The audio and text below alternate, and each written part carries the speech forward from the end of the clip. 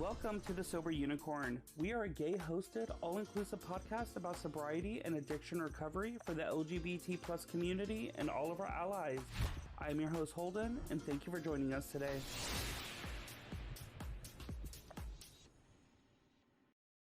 Hey everybody, it's Holden here again with The Sober Unicorn. I hope everybody's doing well today. Today we have another very special guest with us. We also, just like Daniel and just like Kelly from previous episodes, we met at the Big D Roundup here in Dallas, Texas. And the Big D Roundup is just kind of a big sober event. It is catered to the LGBT community, but we do leave it open to all of our allies and anybody that just wants to join for a weekend of recovery. So everybody, I want you to say hello to Keith. Hey Keith, Hey, how are you I doing want, today? I'm doing pretty good. Enjoying the heat. It's lovely outside. Enjoying it. This heat is Yes. unbearable. I figure every second that I don't spontaneously combust I'm a winner. So that's the way I look at it. For sure. I think yesterday was 107 degrees. Yeah. And I think Monday we're supposed to, I think it's like 108 or 109. Yeah, that's lovely. Yeah, if you're listening and not from Texas, do not come to Texas. Oh my God. It's getting worse. I don't think it was ever like this bad before either. So Especially not in June. I mean, we're in July now, but I mean, it normally takes until August to get this hot. hmm But this is the time for pool parties, but make sure you always go with a sober mindset or sober friends to help keep you sober. Um, so why don't you tell everybody kind of like who you are, how long you've been sober, and like what your drug of choice was? Okay, well, my name is Keith, as you might guess, and let's see, my sobriety date is January 27th of 2003, which seems like a lifetime ago, but sometimes it seems like it was just yesterday. And my drug of choice, I'm kind of your basic alcoholic. Drugs are in my story, but first and foremost, my love affair was with alcohol. I would say most of the drugs that I did were when I was already drinking. So alcohol was my drug of choice. Yeah. So it was, I mean, you say basic, there's nothing basic about being alcoholic. Right. we They call it garden variety alcoholic or something like that. Yeah. Really, I haven't heard that term before. Yeah. It's somewhere in the big book, and it's well, the reason I say that is because a lot of people have come in, like CMA is a big fellowship now, and like I never did that. I've been to CMA meetings. I love the people there. I know most of the people in CMA, so I enjoy going and sharing in a general way. But I was an alcoholic first and foremost. A lot of marijuana in there too, so I don't know how that counts, but I mean, it's not. marijuana, it seems like everybody does pot these days. Yeah, it was like whenever I was drinking, I always wanted to find weed, and then it never turned out pretty from that point on. So I don't. That was the insanity for me. And then there was some cocaine in there too, and there was a little hallucinogenic period near the beginning of college, some mushrooms and mescaline and all that kind of stuff. See, that's crazy because when I was drinking, what I wanted to search for was some trade or some cocaine so I can continue to drink further in. I mean, the weed would just settle me down way too much. And I'm like, I just want to nap. And the party was over at that point. Yeah. So why don't you like what is kind of your backstory on like as you said hallucinogenics in college? So, I mean, it seems like your addiction era kind of started young. So lead us up to like needing to get sober and why you chose to get sober. Well, let's see. It all started, I guess, for me with like the partying. I think it was the fall of 10th grade for me. So I was about 15 years old, and I remember all the kids in high school were, I came of age kind of in the 80s, so I'm a little older, and it seemed like all the kids were drinking and going to concerts, and I wanted to be part of. But I remember also being kind of like say scared to drink, but I was like, oh, what if I lose control, which is kind of ironic in the end. But I was scared of losing that control, and then I had my first drunk, and it was a blackout, and it was fun, and it was a good time. And then I had some friends who smoked pot. You know, I didn't mention that, and that happened like a month later. So I was like, ooh, all these new little fun things to play with. And so I went through high school. I don't know how I would describe myself in high school. Kind of in the I had friends who were jocks, friends who were kind of stoners. I was sort of in the middle of it all, not sure who I was, that kind of thing. And near the end of high school, I remember I experimented a little bit with hallucinogenics. There was, acid and mescaline, and then mushrooms my freshman year of college. A lot of fun, but I never really got, that talk about being out of control. I mean, that's kind of the problem with that stuff. So I wasn't that into tripping, but somewhere along the lines, I think in sophomore year of college, I got introduced to cocaine. And so, as you mentioned, that was a blast. I mean, drink, you could just drink forever on that. So I was very fortunate when I was younger. My dad bought a house on Martha's. I'm from the Boston area. I'm from Massachusetts, and so I grew up just north of Boston in a suburb. And my dad bought a house on Martha's Vineyard, which I think most people have heard of now, but back then it was almost like nobody had heard of it. It was this little island off of Cape Cod, and so my summers were partying, beach parties. If you ever saw the movie Jaws, it was like the way the movie opens at the beginning with a beach party and, us around the fire partying. So that was, I mean, it was just such good times for me. I love that. And college was fun. And like I said, there was some drugs and there was pot and cocaine and drinking. And it really, it got kind of bad for me near the end. I didn't get sober till I was 38. So that went on for a while, and I moved here to Dallas. I work in radio. I moved here to Dallas, and when I moved here, my former employers had spoken to me about going to AA meetings. They thought I had a problem back then. I was the morning disc jockey, and I would be on stage and be kind of drunk, introducing bands, and they could kind of tell.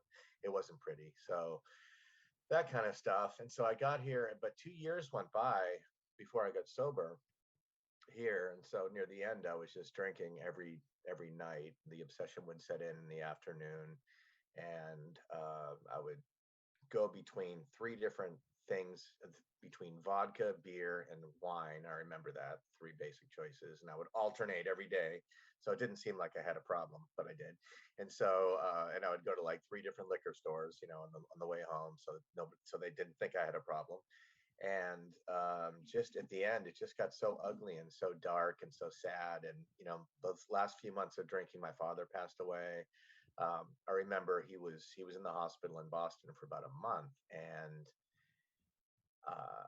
he was on life support basically. And at the end, I knew that we were going to take him off life support, and I knew he was going to pass. And I just got absolutely obliterated that night. I went to a Tom Petty concert. Go figure. So just really, that was my way of dealing with everything. And so what happened was, my dad passed that November. This is all 2002, and then 2003 came around, and I made it to my date is January 27th. So on the 26th, I was out drinking and smoking pot and doing whatever else with this friend of mine, who I'm not really friends with anymore. All we had in common was drinking.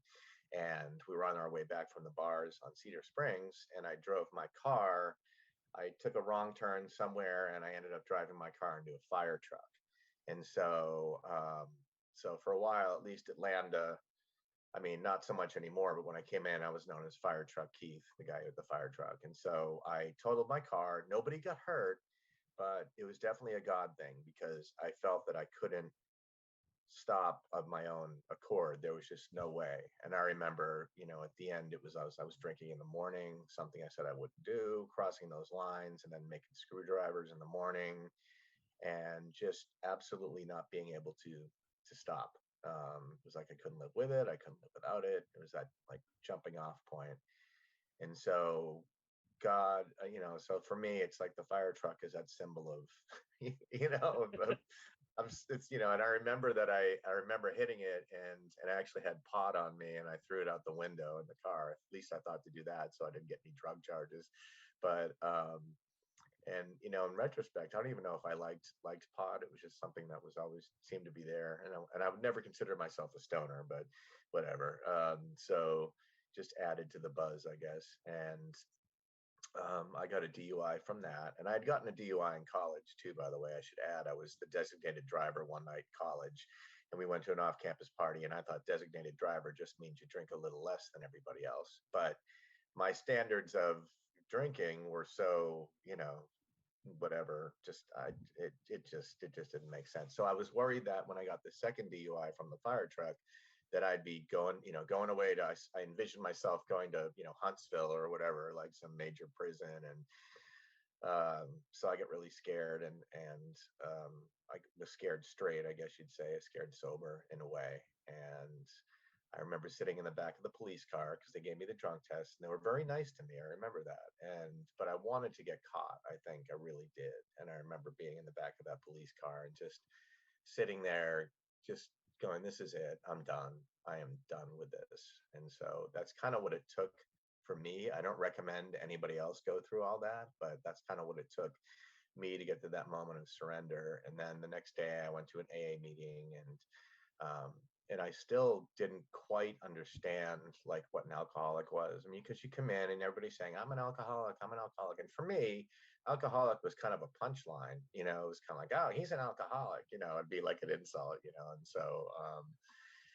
so I didn't quite understand, of course, until I read like doctor's opinion and started doing the actual work. And so I said I was an alcoholic in the beginning, but my mind was probably going, "Am I?" But I mean, I'm a problem drinker. What's an alcoholic? So once I realized what an alcoholic was, is like, yeah, I'm an alcoholic. And I remember the first time that I told what happened in a meeting about hitting the fire truck, the whole room burst into laughter, and I'm like, it's like that's not, it wasn't funny to me quite yet, but it's kind of funny now that I think about it, I guess. So that's kind of what it took me, and I've been through a lot. And when I tell my story, I still like feel like we all have that critical voice inside of us, but it's like I still feel like I take so long to get to the fire truck in my story because I'm a little ADD, so I go off on a tangent this way or that way. But so much has happened in sobriety. I mean, a third of my life has been sober, I guess, about a third. Well, no, I'm not that old. Let's see. Well, anyway, I'll have 20 years next January. So I'm getting up there. Yeah. It's That's kind of my insane story. that Yeah. you talk about this fire truck story because, of course, I met you at BDR Roundup at the reception dinner, Yeah. and it was the first time I went to Lambda. I had her on the show, so I'll talk about her. Keith, not Keith, Jesus, Kevin. Yeah. Me and Kevin were talking, and he was talking about some queen in Lambda that Uh-huh. hit a fire truck in drunken Oh, rage. And so it's funny now that I don't think I never knew it was you. yeah. Unless I But don't think anybody else has. I'm pretty sure I hold that title. Yeah. so it's funny that yeah, that it's like full circle back. So I mean, that's crazy though that it took all that.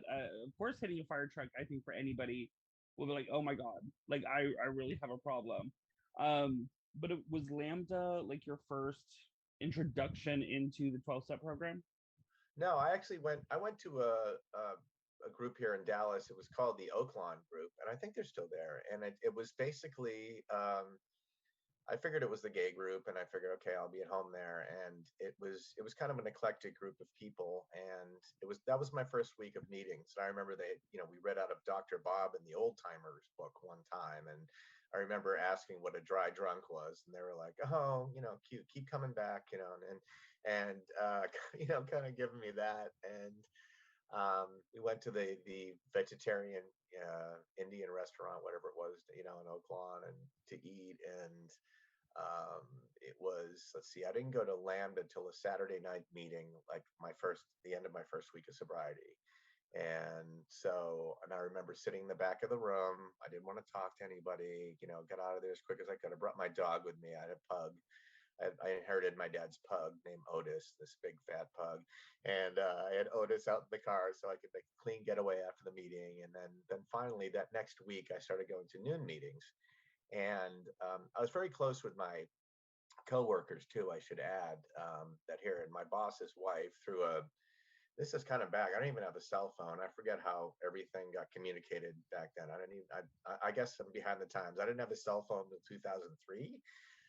till later that year. But I know when I hit the fire truck, somehow my boss was sick. The guy who brought me here to Dallas, basically. So we were pretty close. And his wife answered the phone, and she came down and like bailed me out. It was a long story, but yeah. So everybody kind of knew what I was going through, and but it stuck. I know like some people relapse as part of their story. I did try to quit drinking in my drinking career. There were a few points where I went a month here, a month there, and I remember it very vividly. Which I think unless you're an alcoholic, it wouldn't be that big of a deal. Just not drink for a month. But for me, it was just like, and one time I remember like crying out of nowhere, and I had this friend here. I think I went like about 5 weeks here, not drinking when I lived here. And I remember going to a Mavs game with this friend of mine who was a trainer at the gym I went to. And I was in the car and I just started like crying afterwards. And it was like, what's wrong with me? And so um, it was untreated. So, I mean, without the program, I can't thank AA enough for my life. I mean, there's just no way I could do it without me, myself personally. Oh, for sure. I mean, I tried quitting drinking multiple times, and I mean, I've shared before. I think it's funny that I searched out AA meetings, Yeah. and all of them had the abbreviation C on it, and I kept like, oh God, it's closed, they're full, there's too Oh. many people, and it was up until my last drunk in Georgia that I was talking to my coworker, and I was like, I have to stop. Like, I can't keep doing this.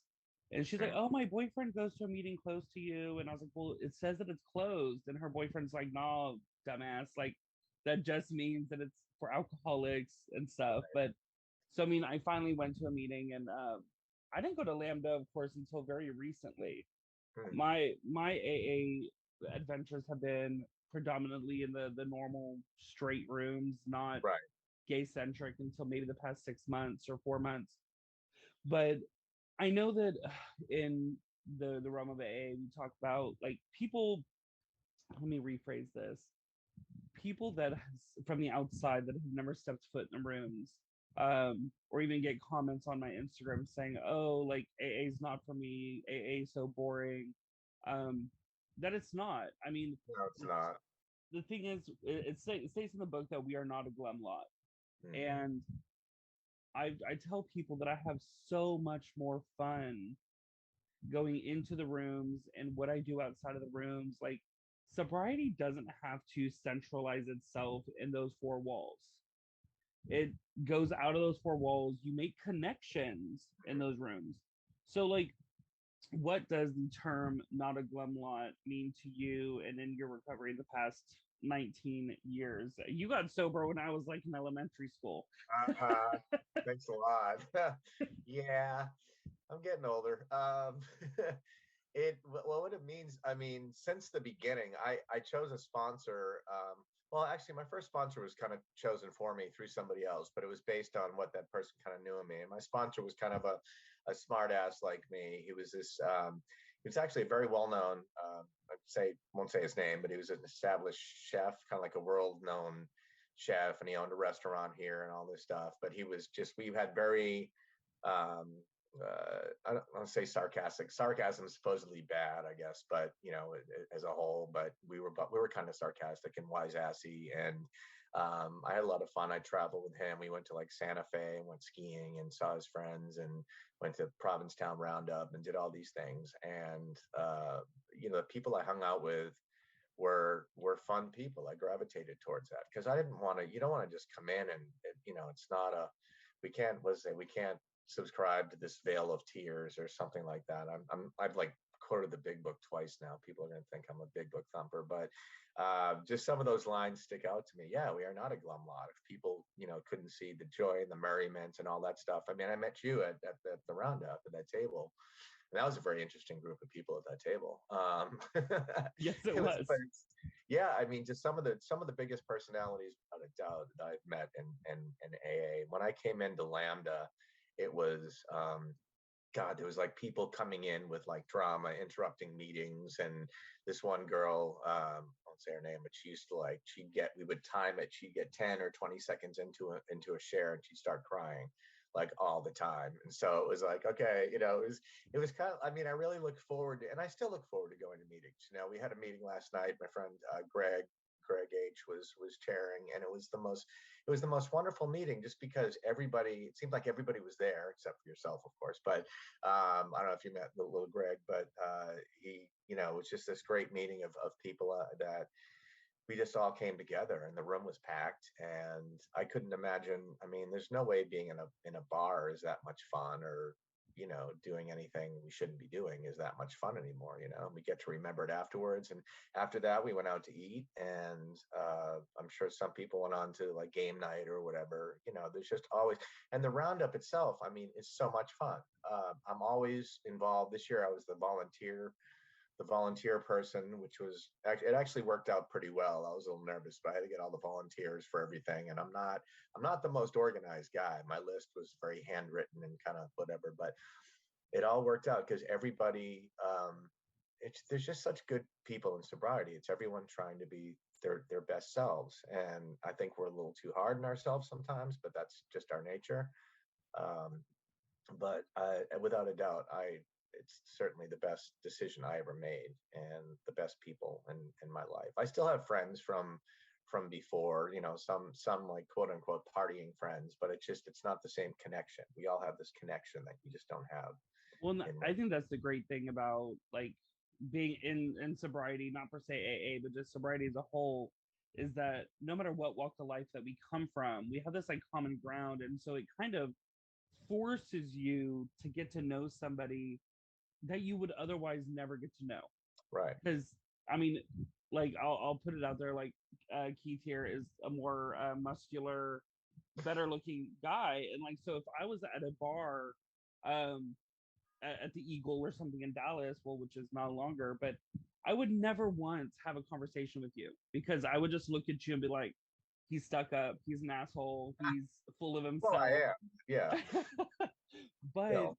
No. because we were in an area of sobriety in a safe space, a Yeah. conversation started, and it's been good, it's been fun, and so I mean it kind of puts friendships in line that with people that you would never otherwise have a conversation with, and come to find out that these people are some of the most humble, some of the most kind, some of the most helpful. Like I can make a phone call like Daniel that I just had on, like he's a big book thumper. Yeah. um and just I can make a quick phone call, and no matter where if those people are at, they'll answer. So that's one thing I could say about sobriety, is that like it brings so many different personalities together, um, into one safe spot, and to make the friendship grow. Yes, there is drama, but I think the drama within the rooms is far less than the drama you're gonna have at a Yeah. drinking, getting Yeah. fucked up at a bar. And the drama is pretty funny. I mean, there are some of the, without a doubt, some of the funniest people I've truly met in sobriety, who I love so much. Today, for example, today we lost. Did you meet Bruce, or I did did Bruce not meet Bruce, the Dragon Lady. Dragon Lady? So today is a memorial, one of two memorials we're having for Bruce. And I Bruce, for example, was just somebody I gravitated towards because of his love of inappropriate humor. And I have my last text message exchange with him that I wouldn't show to a lot of people probably, but I mean it just cracks me up still looking at that. And I have that gift for him. And he was one of these people who just said it like it was. But I mean he's hysterical. And he made, and there was one time that, I'm somebody who I would never do drag, but I'm sorry to say it like that, but I would never do drag. We But should totally get you in drag now. well, well, I did. You missed it, but in 2012, for the roundup, for a benefit for the roundup, they have something called drag camp, and I'm not sure if we're still doing it, but at gosh, I forget what it is. Maybe the Christmas auction or something. They auction off drag camp, and people put in money for some member of of Lambda or whatever, somebody who would not normally do drag. They put in a whole bunch of money for that person to do drag. So I was the one. It was supposed to be me and Harry P, who backed out at the last minute, but I ended up doing it. And so Bruce did my makeup, and I spent like the afternoon. It was a Saturday night, and I spent the afternoon and with him making me up, and I ended up looking like an old country singer by the time it was all over. It was pretty funny, and I do remember that day. We were sitting there, and all of a sudden the news comes across that Whitney Houston died like the same day. So I was upstage. Everybody's all upset about that. That was like the big news that day. But Bruce, I mean, I spent the afternoon with him. It was just I've spent so much time laughing with people like that, and and roundups, and I've been to other roundups too. I've been to Florida, Provincetown, as I mentioned, and just you just make such good friends, and there's always laughter involved. We're not a glum lot in the least. I mean, if we were, forget it, And there's a time to treat it seriously. It's not like it's not a serious disease, but I think that because I didn't understand about people laughing at the fire truck in the beginning, like what is funny, because first of all, it was on the news. It was like there were camera crews out filming that night. It was the night before the Super Bowl. This was back when the Super Bowl, I think, was a week earlier or whatever, and I remember a friend of mine going, "Hey, I saw your car on the news." Going, "Oh my god!" I was so scared. It wasn't funny to me until it was. And I think it becomes funny because we know that we're doing everything we can, and with the help of a higher power, so that doesn't happen again. Yeah, and So I didn't live for that happening again. you're listening to The Sober Unicorn. We'll be right back after this short break. This episode is brought to you by Von Shine Creatives at handmadeandgreat.com. Von Shine Creatives is a sober owned business featuring finely crafted goat's milk and vegan soaps. Treat yourself or someone you love today. Take $5 off of 25 on all your purchases site wide, and remember, it's always free shipping. Use the coupon code SOBER, which helps support Von Shine Creatives and the Sober Unicorn podcast all at once. Link and coupon code will be in the bio. Now back to our episode.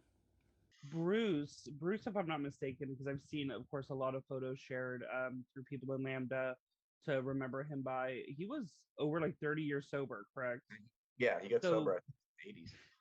it's like I see these photos of this person that I mean, I didn't have the pleasure of meeting him, but he lived his sober life to the absolute fullest. I mean, he knew so many people. If you could see the outpour of love for this individual that just recently passed, like it's insane. And that's the thing, and that's what is so incredible about this program is that you don't have to be anybody other than just who you are. Right. And these people just have so much love for him, and he had so much fun. I mean, he had his own business with the drag jewels, and he was a crazy drag queen from all the photos that I've seen, and he had so much love and so much support for him. And hopefully I'm not taking you away from any of his memorials today. No, no, no, no. That's it's at 3 o'clock, and then there's one at the Rose Room also coming up, I think, next month. So he Okay. was, yeah, he was known for his drag performance. He was the Dragon Lady, and then he started and the thing about amazing thing about Bruce too. He also started designing jewelry. I don't want to say costume jewelry. I mean, it was really, some of it was really nice stuff, and he actually gave Lady Gaga wore some of his stuff, to that extent. He had some kind of more famous people wearing his work, and so that was something that he loved to do. I mean, I see this a lot in sobriety, that we, not only we're not a glum lot, we take on our dreams. In the roundup, there's a play musical every year usually, and I've been involved with that a lot. I was in it this year. I played a drunk guy who fell down on stage, and but in the past, when I was a kid, I was a really good piano player, and I took lessons, and then something happened, but I still always kind of maintained the ability to play through my life. And then Bill S., who ran the musical, he was the chairman of the roundup this past year, but he heard I played the piano, and he nudged me into playing. And so for several years in a row, I was the music director. I was it. It was just me playing the piano. And so, I mean, I would have never done that unless, I don't know. It's just something about the joy of sobriety that got me to do that.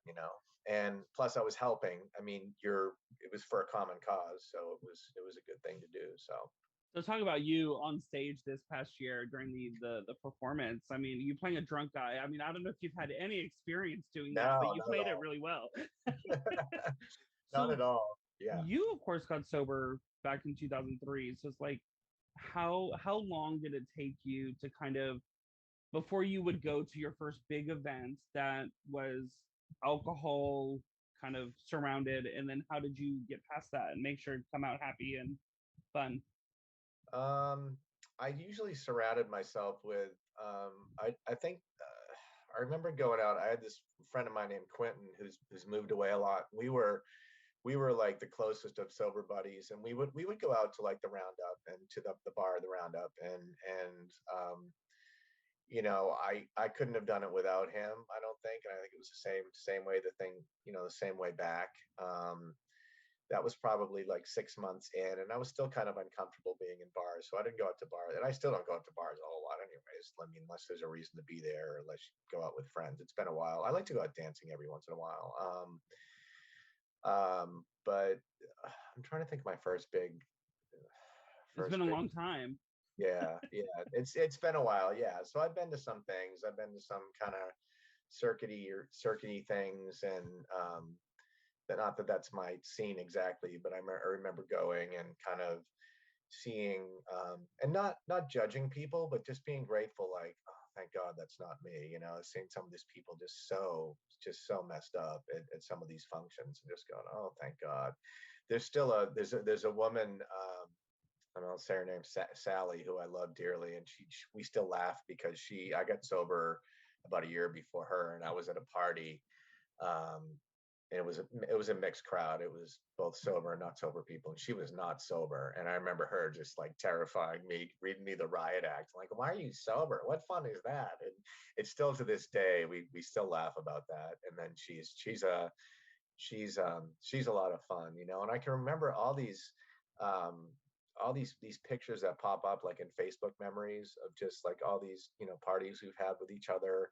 The game Celebrity got real popular in our group for a while. I don't know if you know what that is. It's kind of like charades, and so we had like these celebrity parties, and um, oh God, there's just so much that has happened. So and I'm looking forward to, as sad as today is, I'm looking forward to at least going and memorializing somebody who had a big part to do with my sobriety. He's Yeah, made.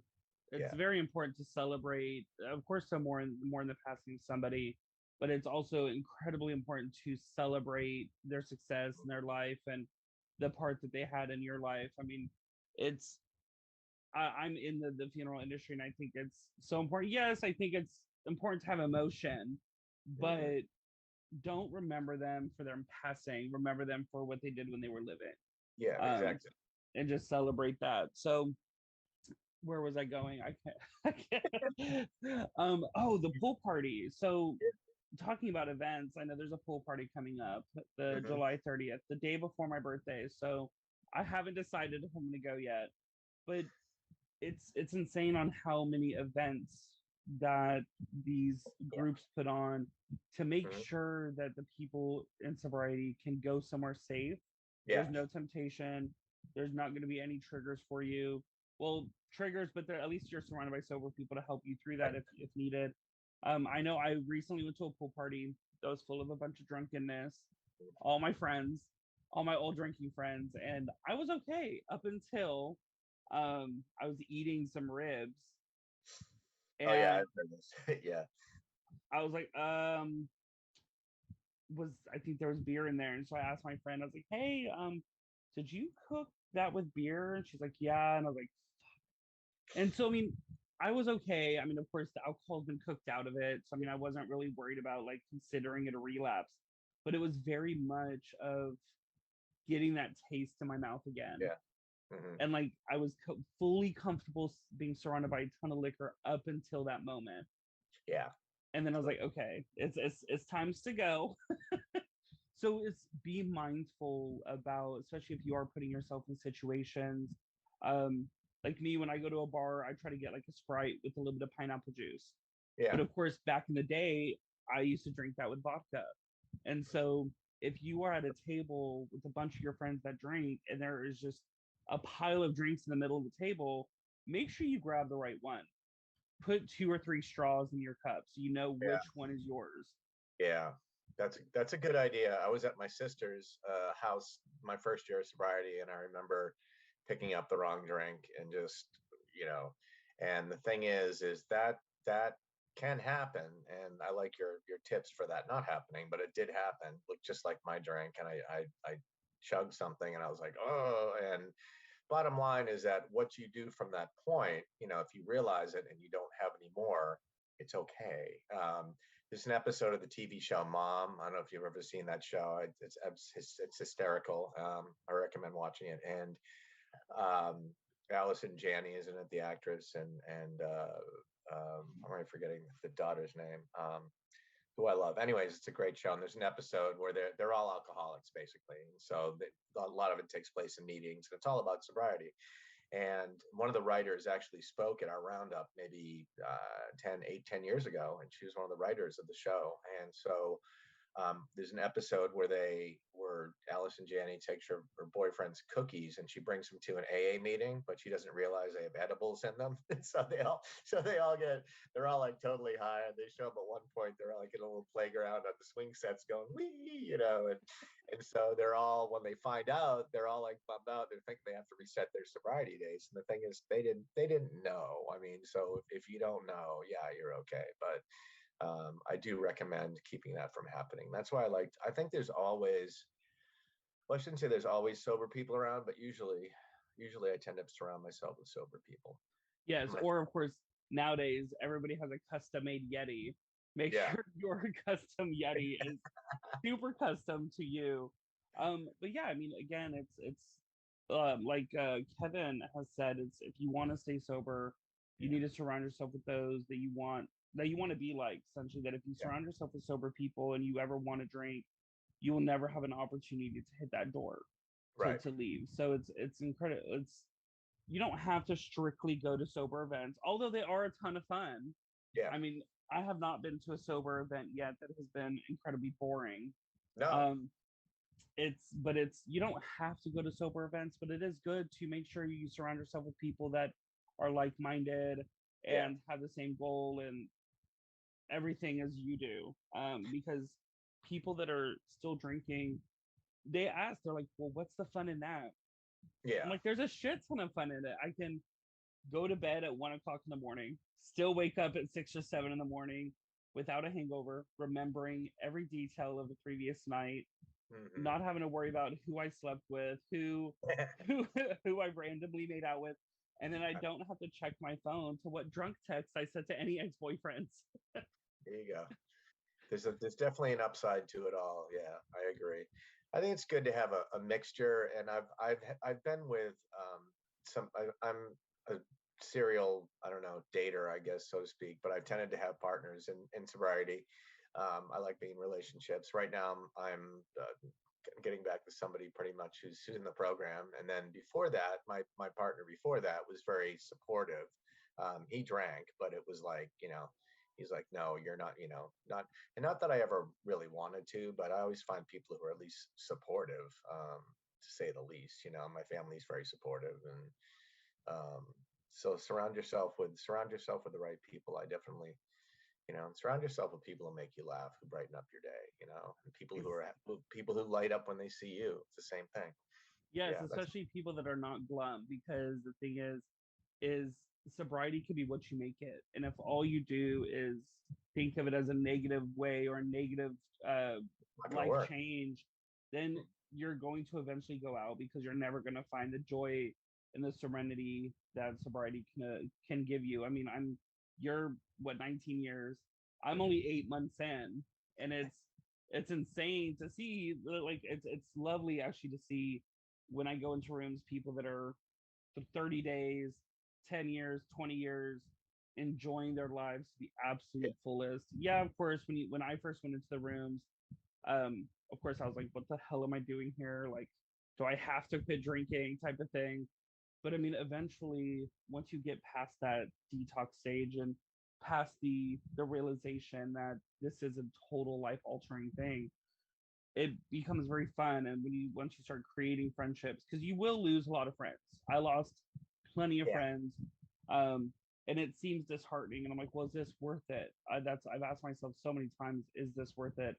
And it is, because friends come and go throughout your entire life, and it seems Yeah. that, as you say, like many of your friends that you've had in your recovery have been lifelong friends. You've known Mhm. them since you started, and you're still friends with them today. And it seems that your recovery friends have lasted a lot longer Yeah. than your drunk friends. Yeah, and they're always there. I think that drunk friends are conditional, and I think that sober friends are unconditional. And so I was saying last night, even going to that meeting when Greg was chairing, I was so happy to see him up there. Absolutely love, I love him, his partner. There's just so many people in that room that I really, that I really, that I love, that I love seeing. So that was such a good example of that last night. And those friends, are they really your friends if they don't support your best interests? I don't know. Like there was a friend of mine, the guy who was in the car with me when I hit the fire truck, this guy named Wayne. And when I tell my story, I say Wayne because he was like always joking about being drunk, and he usually was drunk. But I lived in Los Angeles in the first half of the 90s. I was young and stupid and basically coming out. I set up from Massachusetts, so I got as far away from home as I could to be gay. And and so I was a bartender in the valley and all this stuff. And this one place I worked at, Wayne would come in, and he'd just get wasted every day at happy hour, and he was a drunk. And so he was like the only person I knew in Dallas aside from my coworkers when I moved here. So I kind of hung out with him from time to time. And then once I got sober, I remember him saying something like, "Oh, well, what fun is that going to be?" And so bye bye. I've seen him maybe talk to him like once or twice in like 19 years. So I don't really consider those the kind of friends that I need. I want friends that love me unconditionally, that support me, um, like those partners and those friends I was talking about who support me. So, Exactly. I mean, even on dating apps, the moment that I tell ugh, somebody like, "Oh, I don't drink," they're like, "Why would you do that? That's so boring." I'm like, "Okay, block." Like, if they mhm, ask me why, or "Oh, why don't you?" then of course I'm incredibly happy to explain. right, But I mean, if they start with the judgment, then I'm like, "Okay, like you are not worth my time. Like, not even for a trade moment. yeah, It's not worth my time in any aspect of it." right. Um, so before we get to the end of the episode, is there anything that you would like to share with everybody that you haven't spoken of already? No, I mean, I will say that in my 19 years, I've been through some pretty heavy stuff. And I've managed to stay sober. One thing I tell in my story is that I've had it's I don't know, hereditary what I've had heart issues. I'm healthy to this day, luckily, but I've gone through 2008, February 1st, 2008. I had I had two major blocked arteries in my heart, and I basically passed out at the gym, and I literally died. I was at the 24-hour fitness in Addison, Texas, and they had the paddles. They had just had those paddles installed, so they shocked me, and I came back to life and all this stuff. And I share that. I told my story at Sunday Morning Live recently, which is a kind of a famous meeting here. It's a Sunday morning speaker meeting, and it was funny because I think there were three people in the audience who were there with me when this happened. But I talked about how I woke up in the intensive care unit, and I had like short term memory, and they're messing with me. They're telling me like one of my friends wrote down, "Your name is Louise. The operation was a success," and so they're trying to, it was is serious. And I mean that was a serious thing, but I made it through okay, and my friends were there to keep me laughing. And I remember the I think that happened on like Friday morning, and like that Sunday night I remember being in my hospital room, and it's just this line going out the door of people from Lambda who were there, and people were laughing, and because I was okay. But it's just things like that to me are so important and more valuable than anything that ever happened in my life before this. So that stuff will happen because life doesn't stop happening. Life gets better. It doesn't always get easier, but it definitely gets better. So That's the um damn truth. Life yeah, does not stop happening at all for anybody. yeah, I mean we lose people. We people come and go, and relationships.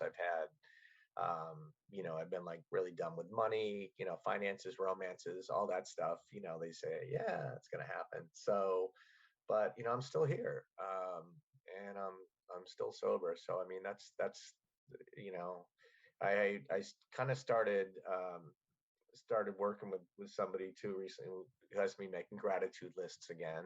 So that's something that I can't repeat anything. So that's my challenge. Not that I'm not, but I just feel like I'm always grateful for the same thing. So, but that's a great way to get the day started too, is gratitude. And I say my serenity prayer, my third step prayer, my 7-step prayer before I get out of bed, and I do gratitude list, and hopefully, that helps my day go that much better. Yes. Well, thank you so much, Keith, for joining us today. No problem. My pleasure. Well, if you do want to share any of your social media in case anybody has resonated with your story so they can get a hold of you. Well, I guess I even know my addresses. I'm really just an old school Facebook and Instagram guy. It's Keith Burtwell, Keith Andrew Burtwell. It's Birtwell. So that's me on Facebook. I think it says Keith Andrews too. I'm a radio guy. So I don't mind giving my real name. It's Keith, and it's because my Facebook says Keith Andrews in parentheses, so that's like my DJ name. And I do radio commercials actually, but that's like my professional name. And then my real last name is Burtwell. It's Birtwell. So Facebook. Awesome. I Well, have a TikTok. I don't know how to do TikTok yet. So TikTok can be challenging.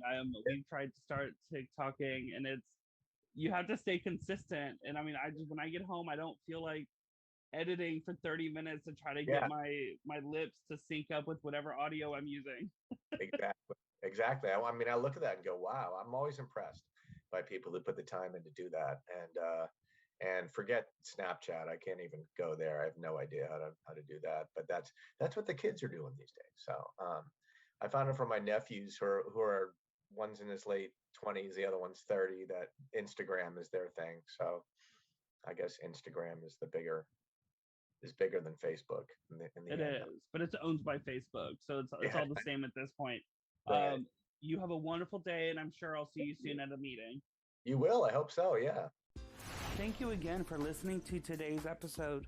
Hit that follow button to be notified about new episodes every week. If you'd like to reach out to us, you can find us on Instagram at The Sober Unicorn Podcast or on our website at thesoberunicornpodcast.com. There you will find our episodes as well as our very own sober-owned shop featuring products from small businesses that are sober-owned. And remember everyone, don't be normal, be a unicorn, but better yet, be a sober unicorn.